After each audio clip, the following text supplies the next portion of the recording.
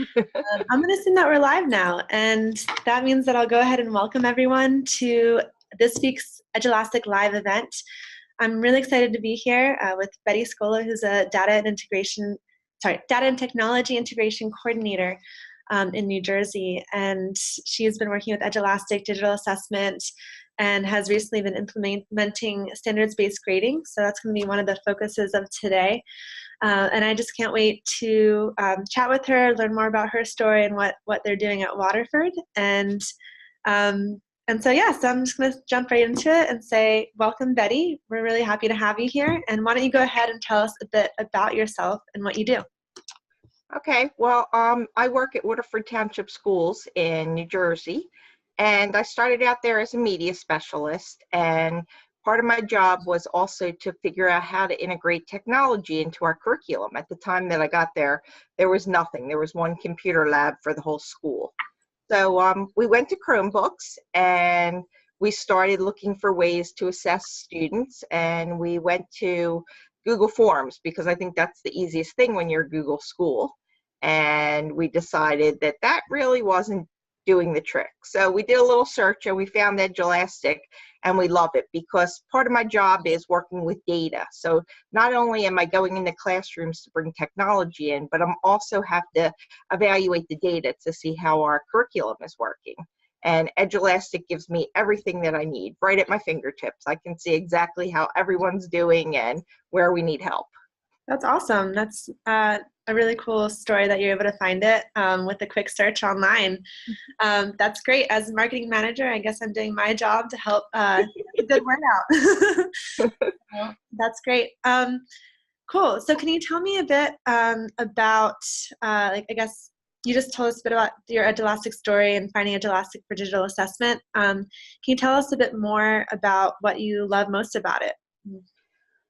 Well, I like that I can just quickly put together an assignment. So last year, we decided that we were going to teach some of the back of the book math stuff that doesn't really get covered before the standardized testing at the end of the year. And we decided we were going to teach it in our computer class. So what I would do was I would put a quick assessment together just by going through the library. Within 5 minutes, I could have everything I needed because I could search by standards. And it was great to be able to model the first problem and then tell kids, go off and do the next 4. And I'd have the dashboard up in the back, and I could immediately assess whether they were understanding what they were learning or whether they needed help. And then I could pull small groups aside. So it just really makes it so efficient. Within 2-3 minutes, you could have a test together that you're assessing your kids on. That's awesome. And I also want to mention that we chatted with Betty last year during the Sunday Spotlight series, and also to hear more about the story of how Waterford is using Edulastic. So if you want to learn about how they've been using it for preparing for Park, we have that story on the blog, and I'll post that in the comments so anyone can access that if they're interested and learn more about that. Cool. So what did that rollout look like for getting the digital assessment going? How did you guys go about that? Well, we started with one teacher. At the time, I was in a school building where we were a 2nd and 3rd grade school only.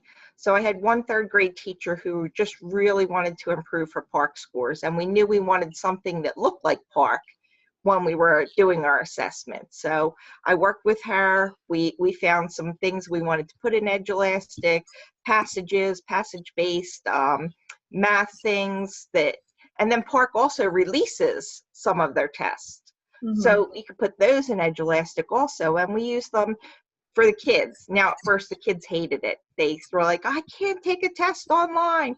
But the more they got used to it, the better they're doing now. And they don't groan anymore when we give them a test on Edulastic. So it took a little time to get used to it. Were they pretty quick to pick it up, or? They were quick to pick it up. The problem is they really don't like taking tests online. No. They feel like pencil and paper is still best, but we're trying to prepare them for standardized assessment that is on the computer. And, who knows what the future is going to be. SATs could be online soon. I took the GREs online. So they really do have to learn how to take a test online. Yeah. I have to tell you, though, Edulastic, it's a love-hate relationship your first week you're using it, because until you get the hang of how to create an assessment, you're like, why did I even bother with this? But once you do, it is just pure love. Oh, good. Everyone hear that? The truth is out. You might run into some bumps, but it's worth it after that. As with anything, it takes a little bit of startup power, and then once you're off the ground, it can be a bit more smooth sailing. Well, it's trying to figure out which type of question. I mean, there's so many choices that you want to really pick the best question type. And I love that there's a little question mark up in the corner. So if I don't understand what a question is, I can watch a little video about that type. That's true. That is awesome. I use that feature all the time if I'm trying to make an assessment for something. So since we're kind of on the topic, for people who are getting started with Edulastic, what suggestions would you offer them? Start out small. Don't try to put a 50-question test in your first time. Take a test that you've given before, maybe even if it's on paper, and just try putting it together. I know that there's also the option to upload a PDF and attach multiple choice questions to it. I don't like it. I don't like that option as much. I mean, it's great if you want to make a quick assessment, but really getting in and creating the questions and being able to put different choices and things like that and really make a big difference. Nice. That's a great suggestion.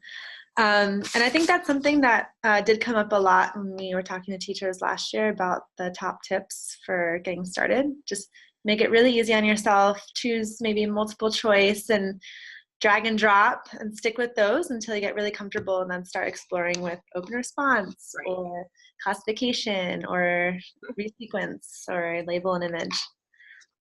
What's your favorite question type, by the way? I think the labeling ones, because you can change the background. So I could put any picture up there and then put the label boxes in. Cool. I like that too. That's a good one. Maybe because I'm a science background, I like the scientific labeling idea. Awesome. So this past year, or in recent times, you have been focusing at Waterford on standards-based grading. Can you tell me a bit about why standards-based grading to start? Sure. So in our younger grades in K1, we've used standards-based grading for a while, but they decided to move it all the way up to 4th grade. So standards-based grading, instead of a kid just getting an A in math or a B in math, instead it breaks it down to each standard that the child is responsible for, so that the parents and the children and the teachers know exactly where the children need extra help. So instead of just being a B, it might be needs improvement in, 2-digit by 2-digit multiplication, but they're doing great in another area of math. So it really just fine-tunes where the child is struggling and where they're succeeding. Awesome. That's cool. And so when did you start moving in that direction? And did it take effort to convince others to start going in that direction, or was it pretty easy? Everyone was on board? It was not my idea to go that way. That was our curriculum director. And when they brought it up to 4th grade, I think everybody was just about to have a heart attack, because it just seems overwhelming at first. You have all this data that you have to, every assessment you're assessing, 15 or 20 different standards instead of just an A or a B or 100 or a 90. So they were trying to figure out, how am I going to keep track of this? How am I going to make sure that I'm doing the right thing?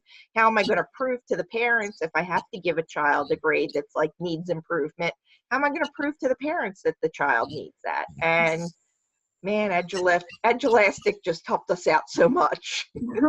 That's good. Tell me more. Well, because Edulastic, every question links to a standard. You know exactly how the child's doing. As they're taking the test, I can watch the dashboard and see how they're doing. But when they're done, there's a report that I can print out. It can be for a single assessment, which I can send home with the parents. And I have to thank Edulastic, because that was our biggest challenge last year, that there was not a report for a single assessment. And we talked to you guys, and you got it together for us. And now we have this nice report that we can send home with each question and how the child did, and which standards linked with which question, and whether the child mastered it or needs improvement. But more than that, there's some other reports that are built in where we can do it for the whole marking period. So at the end of the marking period, the teacher simply needs to go into Edulastic as long as everything's been done in Edulastic, and they can easily see how to grade each child. Right. Yeah. That's awesome. Can I tell you from the kids' point of view, though, because that's what makes it really special. So when the kids log in Edulastic, they have the option of viewing a skills report. Their skills report shows them exactly how they're doing. So like they have the same information that the teacher has. So the way we've set it up, we have a time which is called RTI, Response to Intervention. I know I'm the acronym queen. I love pulling up the acronyms. So what the children have during that time is they might have to go to different centers. Well, what we do, since we put all of our exit tickets, our tests, our quizzes, everything in Edulastic, it's real easy for a child to know what they need to do. So we have different stations set up where labeled with the standards. So if a child opens up their skill report on Edulastic and it shows that they're red on a standard, they should be working on those during our intervention time. If they're, if they've done all the red, then they can move on to the skills where they're yellow. Then they can move on to what they're green, and then we usually have like enriching activities for those who have mastered everything. That's awesome. So can you tell me a bit more about how that intervention time is set up, the structure? The intervention time is usually set up that some children get pulled who need some extra help. Some children might be pulled for enriching activities like gifted and talented. And then within the classroom, there might be different stations that they go to, different help, depending on what their needs are. It's really based on the child's needs. Gotcha. So there might be like a teacher group, an independent group, and all of it's based off what they need. Okay. And is that, how often do they have this intervention time? Every day. Every single day. There's time set aside for that. That's awesome. Yeah. Cool. And so are those, when they're getting practice, are they doing the practice online, or are there worksheets, or how do you it depends. Sometimes it's games, sometimes it's worksheets, sometimes it's an online activity. Okay. So it depends on what's available. And yeah, it's a variety because you don't want to do the same thing all the time. That makes sense. Cool. And how do you think the shift to standards-based grading has changed student mindset, or the perspective of the students towards learning? Well, you know what? Before, if they knew something was an easy A, they might not try and everything. Now they're really responsible for every bit of what they need to learn in their grade level. So, and if they get to do something fun, if they're green and everything, they're going to work much harder to get all those standards up to green. Yes, gotta get in the green. Cool. And I do want to mention that, so Betty is on the Edulastic Innovator team, which is a group of teachers that we're consistently talking to and reaching out to figure out what direction to push Edulastic in, because we want to make sure that Edulastic's as useful as possible to teachers who want to use it. And so, creating the standards-based grading reports and the materials to make it work, I do have to give a hand to Betty for taking a look at the reports, giving us feedback, pushing us towards the direction we need to go to make it as good as possible for that. So thank you, Betty, from all of us.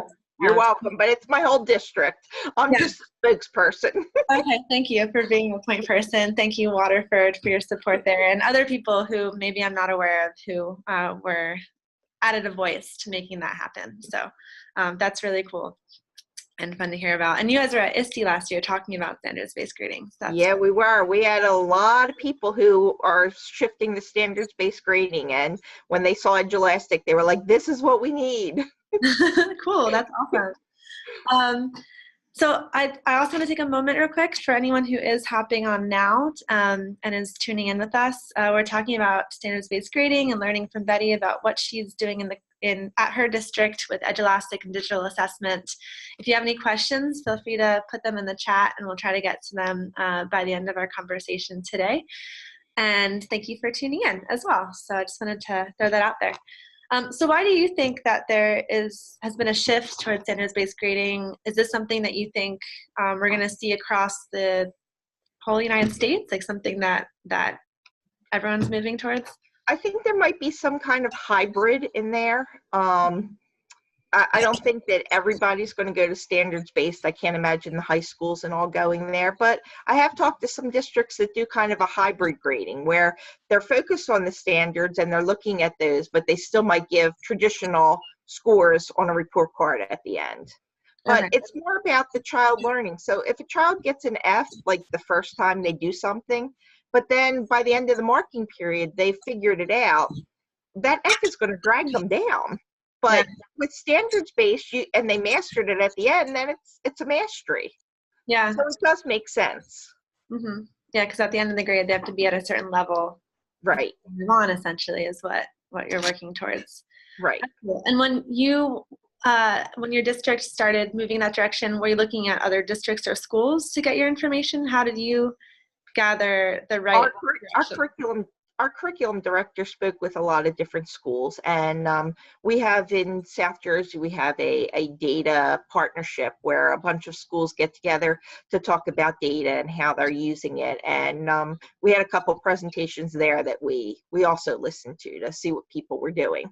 Awesome. And it's frustrating the first year you do it, but once you get the hang of it, I think it's not so bad. Once again, that initial starting moment, it sounds kind of difficult. Cool. That's a good thing to be aware of, I think, for anyone who is interested in moving towards the standards-based grading direction. You don't need to do it alone. Talk to people, reach out to other schools, districts, gather information, maybe try a little pilot before you move forward with it, because it sounds like it's pretty challenging, but rewarding in the end, is what I'm gathering. And the teachers were, like, how was the shift for the teachers when they were working on creating assessments and helping guide their students along? I think it makes you think a little bit more. Like, am I really assessing all of the standards? Like, if I'm giving a test and I'm actually putting a standard on each question, then I know, hey, I'm over testing this standard and I'm not testing this standard enough. So I think it really does make your assessments much more valuable. Cool. And then where are you getting the questions that you're using that are tied to the standards? Well, sometimes we make our own up. Sometimes we have tests already that go along with our math program, but we found that the questions there maybe weren't as rigorous as we wanted them to be. So being able to put them in Edulastic, we can change them and give them whatever rigor we want. So if in the math test itself it was a true-false question, maybe we actually want the child to work out the problem.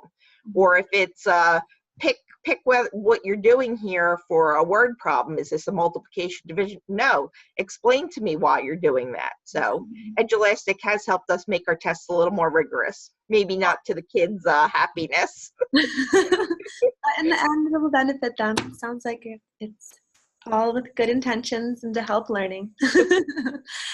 Okay, cool. So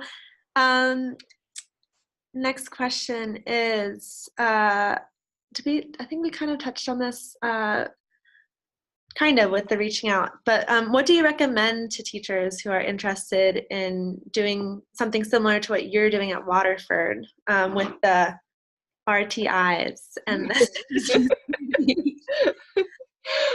Well, I think that they really just need to look at every assessment they give from a standards base. And I think once you start doing that, it makes it a lot easier to see where you can help your children. Mm-hmm. Okay, there you go. Quick and in a nutshell. And you know what? When I first started using Edulastic, I hated that it made me put a standard on every question. But now I'm thrilled that it makes me put a standard on every question. Good. No pain, no gain. Awesome. So if there are any questions about standards-based grading that people have, go ahead and put them in the chat. If there's anything else that you want to mention about standards-based grading, feel free to bring them up at some point, Betty, as we go, or now, if there's anything else. But I have a couple other questions just about kind of you and education in general. I know from prior discussion that you are the educational acronym queen. So can you share some of your hip lingo with us? Well, I was telling you about our RTI, which is our response to intervention, but I was also telling you that every year, and I don't know if this is in every state, but in New Jersey, we have to write SGOs, which are student growth objectives. What was it again? SGO.